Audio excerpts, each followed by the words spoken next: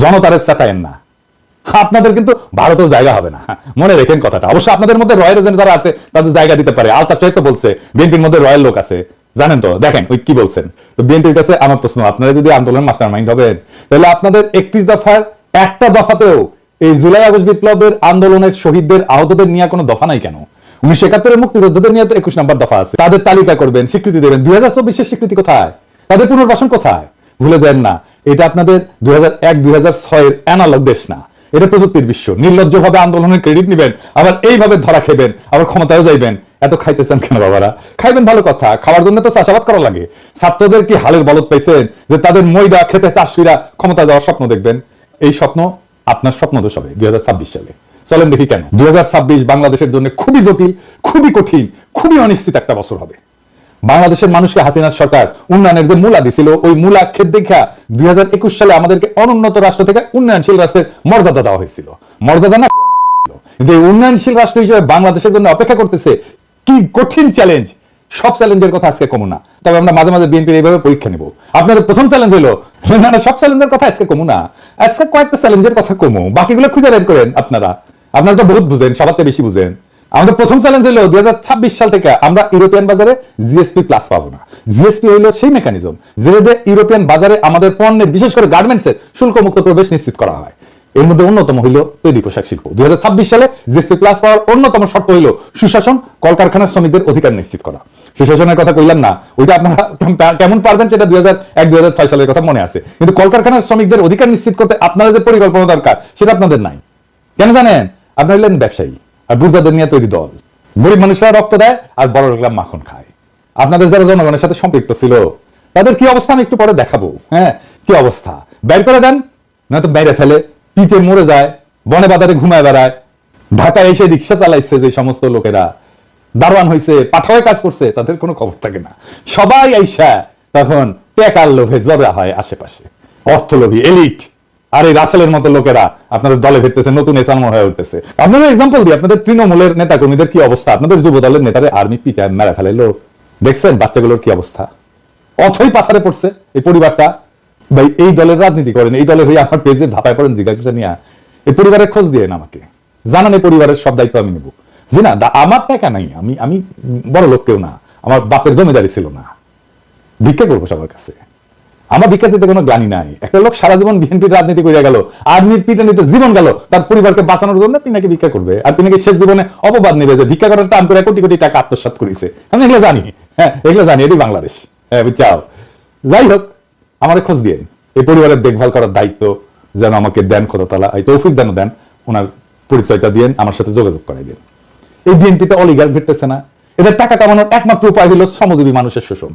এদের শ্রমিকদের বেতন দিবে না, কলকারখানায় উন্নত কাজের পরিবেশ তৈরি করবে না, এইগুলো করলে তো টাকা কামাবে কেমনে? তাই আমরা বিএনপির ক্ষমতায় আসলে জিএসপি প্লাস পাবো না, লিখে রাখেন। আর আমরা ইউরোপিয়ান বাজারে আমাদের যে অ্যাডভান্টেজ ছিল, পণ্যের যে অ্যাডভান্টেজ ছিল, আমরা যে দাম দিতে পারতাম সেটা আমরা দিতে পারবো না, সেটা হারাবো, লিখে রাখেন।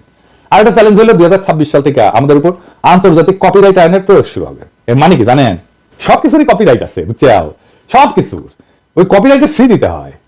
বইয়ের যেমন কপিরাইট থাকে, আমি অবশ্য বইয়ের কপিরাইটের ফি পাই না, আমি কপিরাইট ছেড়ে দিচ্ছি, সেজন্য দেখেছেন না মেলা বই আবার ছাপা হয়ে খালি বিক্রি হয়, কিন্তু এটা পয়সা পেলে আমি পাই না। এইরকম কপিরাইট আছে পৃথিবীর সব জিনিসের উপরে, ওষুধের উপরে আছে। এই কপিরাইটের যখন প্রয়োগ শুরু হবে তখন ওষুধের কপিরাইটের ফি আমরা এখন দেই না, সেজন্য আমাদের দেশে ওষুধের দাম কম। এই কপিরাইট আইন প্রয়োগ শুরু হলে প্রথম ভিকটিম হবে আমাদের ওষুধ শিল্প। আজকে গরিব মানুষ যে ওষুধ 10 টাকা দিয়ে কিনে খেতেছে, তার দাম হবে 500 টাকা।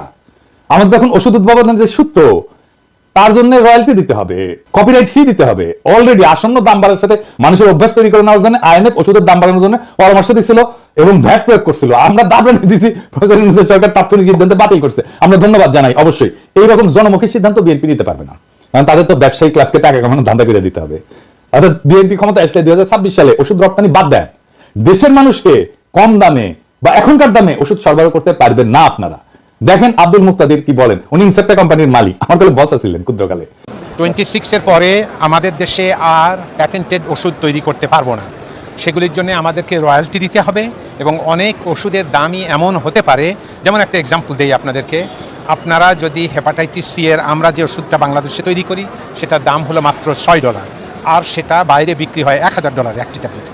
তাহলে আমরা যেটা $6 বাংলাদেশে দিচ্ছি ওটা $1,000 তো মানুষ খেতে পারবে না, এবং একটা ট্রিটমেন্ট হলো 87টা ট্যাবলেট খেতে হয় একবারে। তো বাংলাদেশের কোন লোক হেপাটাইটিস সি হলে পারে $87,000 দিয়ে এটা খেতে পারবে? দেখেছেন এই ধায়া আসতেছে। এরপরে চ্যালেঞ্জ হলো বিদেশিরা আমাদের যে সহজ শর্তে ঋণ দেয় সেটা বন্ধ হয়ে যাবে। আমাদের তখন উন্নয়ন বাজেটের ঘাটতি মোকাবেলা করতে বাণিজ্যিক হারে বৈদেশিক ঋণ নিতে হবে। তাইলে বুঝতে পারতেছেন সুদ দিয়ে ঋণ নিতে হবে। ওই টাকাটা আমরা কেমনে পাবো? ওই টাকাটা উপার্জন করবো কত? উপার্জন করে তো সুদ শোধ দিতে হবে। আভ্যন্তরীণ অর্থনৈতিক সক্ষমতা তৈরি করে তারপরে ওই সুদটা শোধ দিতে হবে। এটা কেমনে করবেন আপনারা জানেন? আপনাদের কাউকে তো করবেন এইসব নিয়ে কথা বলতে দেখি না। এইসব ফাও মজা করার দিন শেষ। বিএনপির যারা ভাবতেছেন যে ক্ষমতা এসে 16 বছরে ক্ষুধা মিটাবেন তাদের জন্য এক বালতি সমবেদনা রইল। এইরকম প্রস্তুতি নিয়ে ক্ষমতা আসলে পাবলিক টাইনে নামায় দিবে যদি দায়িত্ব নিতে না জানেন। 4 নম্বরে হচ্ছে আমেরিকার সাহায্য বন্ধ হয়ে গেছে। সারা দুনিয়ায় আমাদের তৃতীয় সাহায্যদাতা দেশ ছিল আমেরিকা এই ট্রাম্প আসার পরে। 1 আর 2 নম্বরে হচ্ছে জাপান আর ইংল্যান্ড। 2022 সালে কত টাকা দিছিল আমেরিকা তারা জানেন? আমেরিকা, শুধু আমেরিকা $32 বিলিয়ন। এই টাকাটা হাওয়া হয়ে যাবে। কই পাবেন সেটা? $32 বিলিয়ন তো লাগবে। তাহলে কেমনি সামাল দেবেন? কোথেকে পাবেন? আমাদের পাশা থাকতে সামনে উদাম হয় আর সামনে থাকতে পাশা উদাম হয়। পারবেন এই টাকার বিকল্প যোগান দিতে? পারবেন না ভাই। দেখেছেন তো IMF $4-5 বিলিয়ন দিতে কিরকম প্যারাপ্যারি করে। $32 বিলিয়ন কোটি থেকে পাবেন। তবে এইসব চ্যালেঞ্জের সমাধান আমাদের জানা আছে, কারণ আমরা গত 10 বছর যখন হাসিনার খেদানোর আন্দোলন করেছি তখন আমরা এটা নিয়ে কাজ করে রাখছি, ঠিক করে রাখছি। হাসিনা জয় বাংলা হইলে আমাদের কি কি করা লাগবে, এই সংকট মোকাবিলা করার জন্য কি কি করা লাগবে সেটা আমাদের প্ল্যান করা আছে। তার প্রথম পদক্ষেপই ছিল প্রফেসর ইউনূসের মতো বিশ্ববরণ্য ব্যক্তিকে প্রধান উপদেষ্টা পদে বসানো। আলহামদুলিল্লাহ আমরা এটা পারছি। উনি রাজি হয়েছেন। তিনি এমন একজন মানুষ যার আন্তর্জাতিক খ্যাতির কথা বিবেচনা করে বিশ্ব নেতারা আমাদের অভূতপূর্ব সুযোগ দেবেন এবং দিতেছেন। ট্রাম্প সব সাহায্য বন্ধ করে দিলেও রোহিঙ্গা ক্যাম্পে সাহায্য বন্ধ করে নাই। কাদের কারণে? আমাদের সরকারের কারণে, প্রফেসর ইউনূসের কারণে।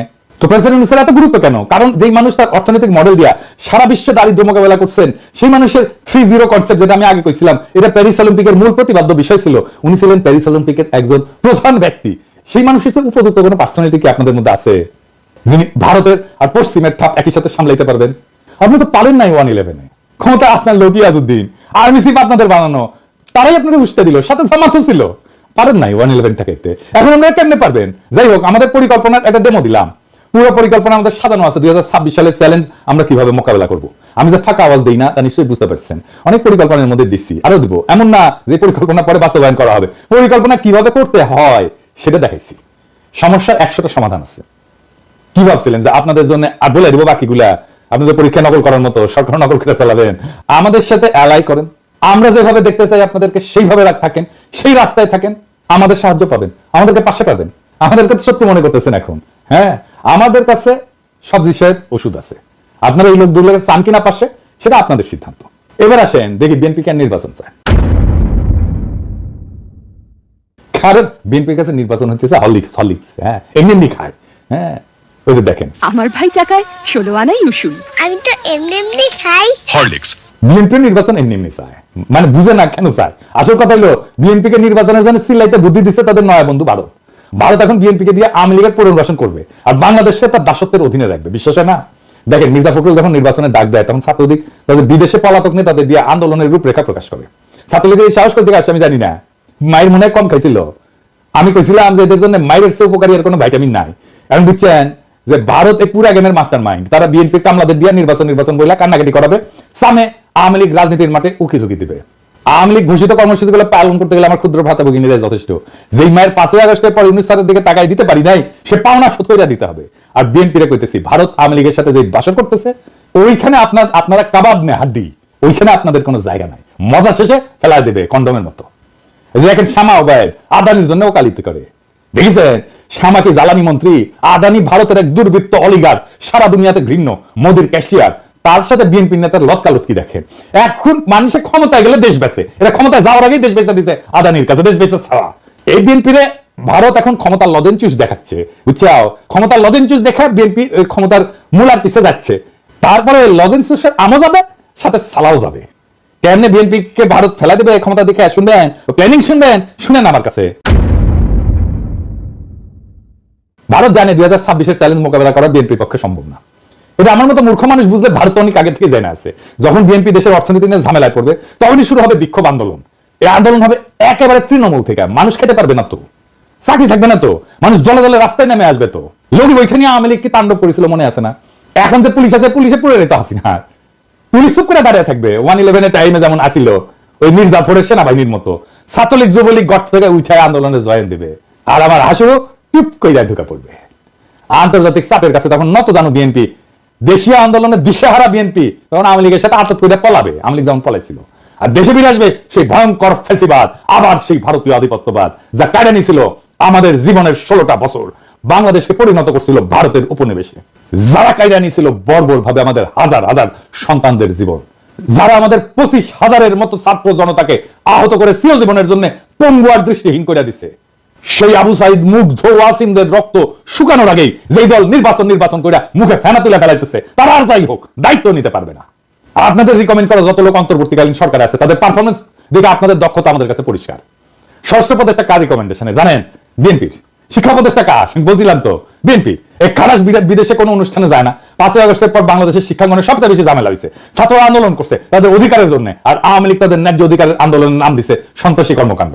প্রফেসর ইউনূস দায়িত্ব আসার পর সবার আগে উচিত ছিল বিদেশি সহযোগীদের কাছে শিক্ষাঙ্গনের স্বাভাবিক পরিস্থিতি তুলে ধরা এবং সকল দ্বন্দ্বের সমাধান করা। তা না কইরা তিনি তার ডায়াপার সামলানোর অপারগতার কথা বইলা বিদেশে যাইতেছেন না। আপনি কি ভাবছেন স্যার আমরা বুঝি না? আপনি তো বিএনপির পরামর্শে আসছেন। ইউনূস স্যারের সরকারের ভাবমূর্তির জন্য কাজ করলে তো আপনার আসল লক্ষ্য পূরণ হবে না। বিএনপির 31 দফা দেখে তো মনে হয়েছে তারা শিক্ষাঙ্গনের সমস্যাটাই বুঝেন নাই। বুঝে তার বই বিতরণ, শিক্ষাঙ্গনের বিরোধ এগুলোর সমাধান আগে থেকেই করতেন। ছাত্র সংসদ নির্বাচনগুলোর কথা বলছি, বিশ্ববিদ্যালয়গুলোতে বিএনপি বাগড়া দিচ্ছে, ছাত্রদল বাগড়া দিচ্ছে। কেন? কারণ ছাত্রদল জিততে পারবে না বড় বড় বিশ্ববিদ্যালয়গুলোতে। আপনি তো নিজের স্বার্থ ছাড়া কিছু বুঝেন না, নিজের খুবই সংকীর্ণ স্বার্থ, ছাত্রদের স্বার্থ তো আপনাদের কাছে নাই। তাহলে তো আপনারা সংসদ নির্বাচনের কথা মেনে নিতেন। করতে চাচ্ছেন না কেন সংসদ নির্বাচন? বাগড়া দিচ্ছে কেন ছাত্রদল? তার মানে তো আপনারা পারবেন না, এটা হারে যাবেন। হারবেন যে জন্য, সেজন্য আপনি ছাত্র সংসদ নির্বাচন হইতে দিবেন না। নির্বাচন করছেন, ম্যান্ডেট করছেন, গণপরিষদের নির্বাচন করেন, আমরা সবাই বলতেছি, সেটা তো করবেন না। কারণ ওখানে নতুন সংবিধান বানাইতে হবে, সেটা তো করতে চাচ্ছেন না। গণপরিষদের নির্বাচন করেন, ম্যান্ডেট নেন, আপনারাই করেন, আপনারাই আসেন, সেটা করবেন না। যারা বিপ্লব করলো, যারা দেশটাকে রক্ষা করলো রক্ত দিয়া, তাদের প্রতি আপনাদের পর্বত প্রমাণ ঘৃণা, শত্রু বানায় ফেলছেন তাদেরকে। আপনার 31 দফা দিচ্ছেন, এটা নিয়ে একটা ভিডিও দিব, দাঁড়ান। দিতেছিলাম না নেহাত মায়া করে, এতদিনের রাজপথের সহযোদ্ধা কেমনে কঠোর কথা কই, কিন্তু আপনারা এমন ভাবে অন্তর্বর্তীকালীন সরকারের উপরে ঝেঁটে পড়েছেন যে না দিয়া তো উপায় নাই। 71 টিভিতে যাইয়া রুমিন ফারানা এই 71 টিভির দুর্বৃত্ত আওয়ামী ফ্যাসিস্ট এনাবলার সেটা বদমাইশের সাথে বৈশা কেমনে শফিকের সাথে কথা বলে শুনেন।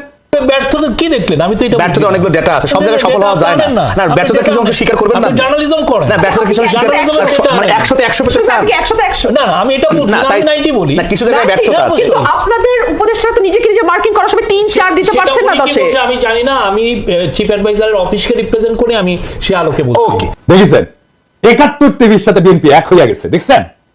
শফিক তো ভদ্র মানুষ, ছোটখাটো মানুষ। আমি যদি ওটি থাকলাম না, তোরে তুলে থাকনা মারলাম নি, অ্যাঙ্করের বাচ্চা, তোর অ্যাঙ্করগিরি আমি শিখাই দিলাম নি। তারা 71 টিভি তো ভাঙে চুরে ফেলছিল, ওটা একটা বুলডোজারে কেন ঘুরাই দেয়নি? দেখেছেন এই সমস্ত? এখন দেখেছেন তো সব জায়গায় এই আওয়ামী দুর্বৃত্তগুলোর সাথে, ফ্যাসিবাদের এনাবলারের সাথে বিএনপির খাতির দেখেন, একসাথে ঝাঁপে পড়েছে শফিকের উপরে। জনতারে চাটায়েন না, আপনাদের কিন্তু ভারতেও জায়গা হবে না, মনে রেখেন কথাটা। অবশ্য আপনাদের মধ্যে রয়্যাল এজেন্ট যারা আছে তাদের জায়গা দিতে পারে। আলতাফ সাহেব তো বলছে বিএনপির মধ্যে রয়্যাল লোক আছে, জানেন তো? দেখেন ওই কি বলছেন।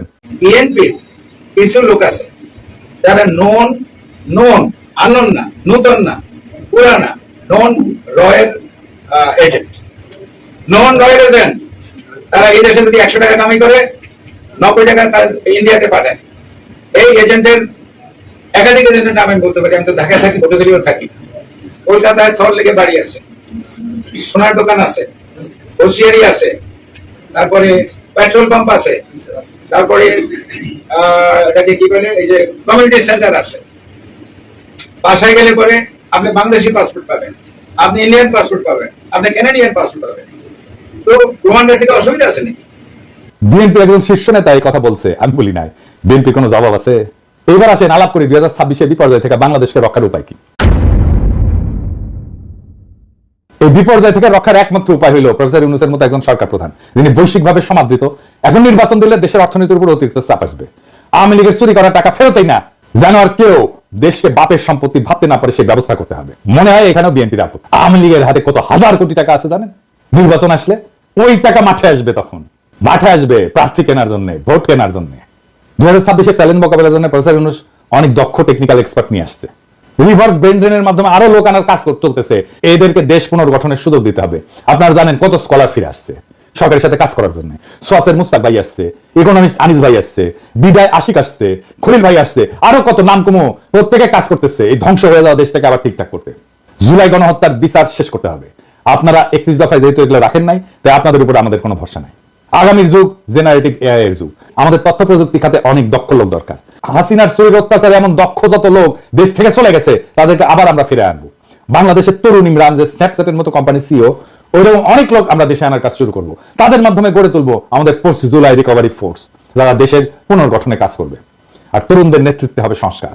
দেশ একটা অন্য গতি আসবে। সাধারণ মানুষ থেকে শুরু করে বিনিয়োগকারী পর্যন্ত সবাই প্রফেসর ইউনূসের উপর আস্থা রাখে, এবং তখন সেই আস্থা আরো দ্বিগুণ হবে। প্রফেসর ইউনূস নিজেই একটা বিশাল ব্র্যান্ড। আমরা ওনার মুক্তি পাইছি, ওনার কাছ থেকে আমাদের সবটা নিতে হবে। উনি যা দিতে পারেন, আমরা অনেকদিন পরে এমন একজন রাষ্ট্রপ্রধান পাইছি যারা নিয়ে আমরা গর্ব করতে পারি। ওনার নেতৃত্বে আমরা দেশের হারানো অর্থনৈতিক সক্ষমতা ফিরে না আসা পর্যন্ত উনারে হারাইতে চাই না। ওনার সরকারের অনেক দুর্বলতা আছে।